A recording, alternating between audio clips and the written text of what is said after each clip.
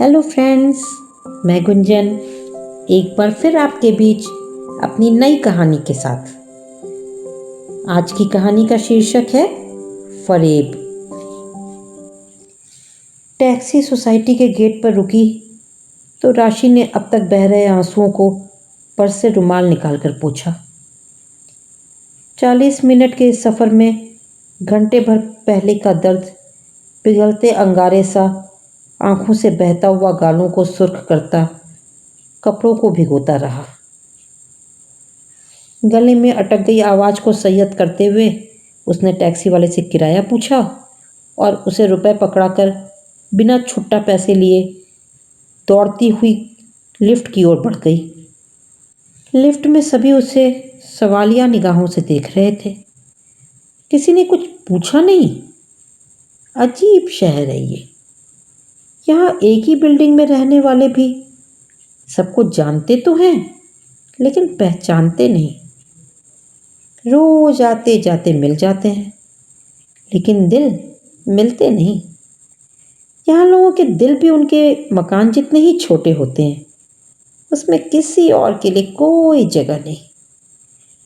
राशि ने भी ये सब सीख लिया था। पर्स से चाबी निकाली और किसी तरह दरवाज़ा खोलकर अंदर आई। दरवाज़ा बंद किया, सैंडल को पैरों से फेंकते हुए लाइट और एसी का स्विच ऑन किया और औंधे मुंह बिस्तर पर गिर गई। अब तक दबाई आवाज़ जोरों से आंसुओं के साथ निकलने लगी। उसका दिल कर रहा था और जोर से चीख कर रोए। बेचैनी में वो कभी उठ बैठती, कभी लेट जाती, कभी जोर जोर से रोने लगती। आंसू आज सारी सीमाएं तोड़ सारे गम बहा ले जाना चाहता था। तकिए भिगोते कब आंख लगी पता नहीं। सुबह आंख खुली तो सिर और मन दोनों भारी थे। किसी तरह उठकर एक कप कॉफ़ी बनाई और आकर बिस्तर पर बैठ गई। आज न उसने अखबार देखा, न मोबाइल में मैसेज। आज कॉफ़ी भी उससे ज़्यादा ही कड़वी लग रही थी।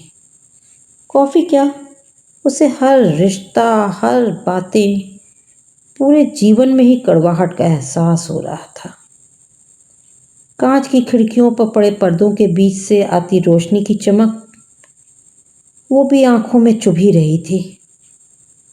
सारी दुनिया आज फरेबी नजर आ रही थी। बिस्तर पर दोनों पैर ऊपर किए, घुटनों के बीच सिर घुसाए चुपचाप बैठी थी। तभी मोबाइल की घंटी बजी। उसकी बैचमेट रिया का फ़ोन था। उसने काट दिया, लेकिन रिया लगातार बार बार फ़ोन करती जा रही थी। बेमन से उसने फ़ोन उठा लिया। रिया की आवाज़ आई, तुमने इंटरनेशनल जर्नल देखा, प्रोफेसर मोहंती के नाम से जो पब्लिश हुआ है? हाँ, मैंने कल ही यूनिवर्सिटी में देख लिया था। अभी मेरी तबीयत ठीक नहीं है, मैं कल बात करूँगी, कहकर उसने फ़ोन काट दिया। ज़िंदगी और किताब जीवन के पर्याय थे। उन्हीं किताबों में अतीत के पन्ने खुद ब खुद खुलने लगे। 3 साल पहले उसका सिलेक्शन रिसर्च एसोसिएट के पद पर हुआ था। अपना शहर छोड़ वो इस नए शहर में आ गई। उसके घर का माहौल आम घरों से अलग था। मम्मी और पापा दोनों प्रोफेसर थे। घर में सिर्फ पढ़ाई का माहौल था, इसलिए किसी को भी उसकी शादी की जल्दी नहीं थी। वो उसे साइंटिस्ट बनते देखना चाहते थे। जब उसका सिलेक्शन रिसर्च एसोसिएट के लिए हुआ तो सभी खुश थे। उसने भी हॉस्टल की जगह अलग फ्लैट लेकर रहना पसंद किया, जहाँ उसे किसी भी तरह की पाबंदी न रहे।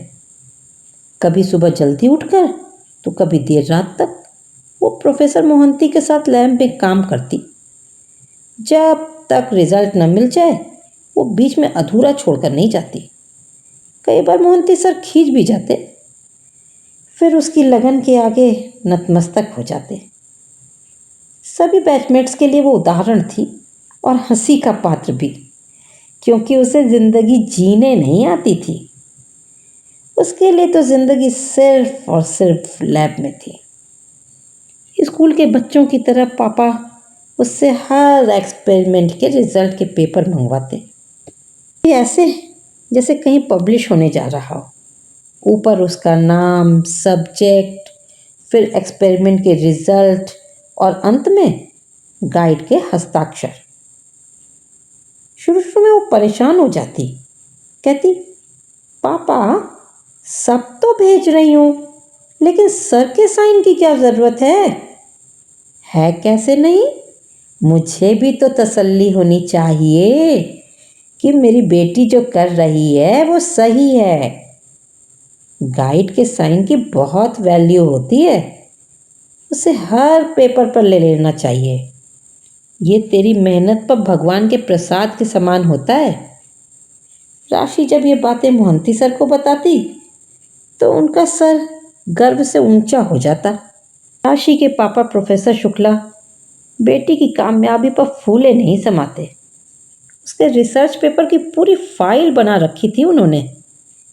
कितनी ही बार तो उसे खोल कर पढ़ते, फिर सहेज कर लॉकर में रख देते, जैसे कोई अनमोल हीरा हो जिसे जौहरी हर थोड़े दिन बाद निकाल कर परखता हो और फिर तिजोरी में सहेज कर रख देता हो। राशि का रिसर्च पूरा होने पर राशि से ज़्यादा खुशी उन्हें ही होने वाली थी। अतीत का कारवां चल ही रहा था कि फ़ोन की घंटी बजी। प्रोफेसर शुक्ला का फ़ोन था। राशि ने झट से फ़ोन उठाया और फपक कर रोने लगी।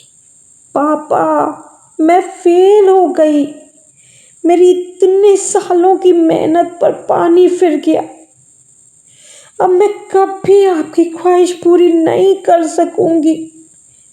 मैं कभी साइंटिस्ट नहीं बन सकूंगी।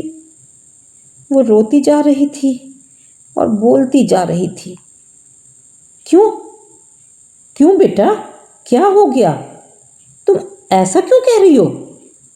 तुम्हारे तो सारे रिजल्ट्स अच्छे आ रहे थे। मैंने तुम्हारे रिजल्ट्स तुम्हें बताए बगैर एक साइंस मैगजीन में भी भेजे थे। अब ऐसा क्या हो गया? पापा, मोहंती सर ने मेरे साथ छल किया। मेरे रिसर्च पेपर को इंटरनेशनल जर्नल में अपने नाम से पब्लिश करा दिया। मैं उन पर कितना विश्वास करती थी, उन्होंने मेरा विश्वास तोड़ दिया। पापा, दुनिया फरेब करके हुनरमंद हो गई और हम एतबार करके गुनहगार हो गए।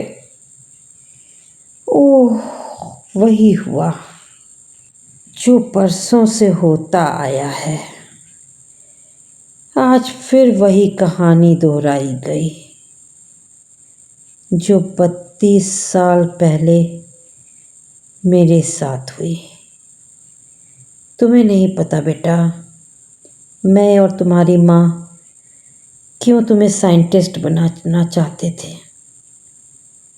बरसों पहले ऐसा ही एक ख्वाब मेरी आंखों में भी बसता था, जिसे हकीकत की ज़मीन पर उतारने के लिए मैंने रात दिन मेहनत की। मैं सफल भी हो गया था। फिर वही हुआ जो आज तुम्हारे साथ हुआ। मेरे प्रोफेसर ने भी उसे अपने नाम से पब्लिश करा दिया। मैं टूट गया। मुझे संभालने वाला कोई नहीं था। लेकिन तुम्हारे साथ ऐसा नहीं होगा। तुम्हारे पापा तुम्हारे साथ हैं। याद है तुम्हें? तुम्हारे हर रिजल्ट पर तुम्हारे गाइड का साइन है। जैसी चोट मैंने खाई वो तुम्हें न लगे, इसलिए मैंने शुरू से सावधानी रखी। तुम घबराओ नहीं, हम कोर्ट में केस करेंगे और प्रोफेसर का चेहरा सबके सामने लाएंगे। मैं कल आ रहा हूं, फिर ये लड़ाई हम साथ लड़ेंगे। मिल गई है सफलता तो नजरिए बदले हैं। जो कल तक थे दुश्मन आज करीबी निकले हैं। नहीं बदली हूं मैं, ना ही मेरे अंदाज बदले हैं। ये तो बस शुरुआत थी, अभी तो पड़ाव अगले हैं। 8 महीने की लंबी लड़ाई के बाद मोहंती सर की नौकरी के साथ इज्जत भी चली गई और फ्रॉड के केस में 1 साल के लिए जेल के मेहमान हो गए। इंटरनेशनल जर्नल ने नाम करेक्शन के साथ वो रिसर्च पेपर फिर पब्लिश किया। तो फ्रेंड्स, आपको मेरी ये कहानी कैसी लगी बताइएगा ज़रूर, और अगर पसंद आई हो तो लाइक और शेयर भी कीजिएगा। Thank you.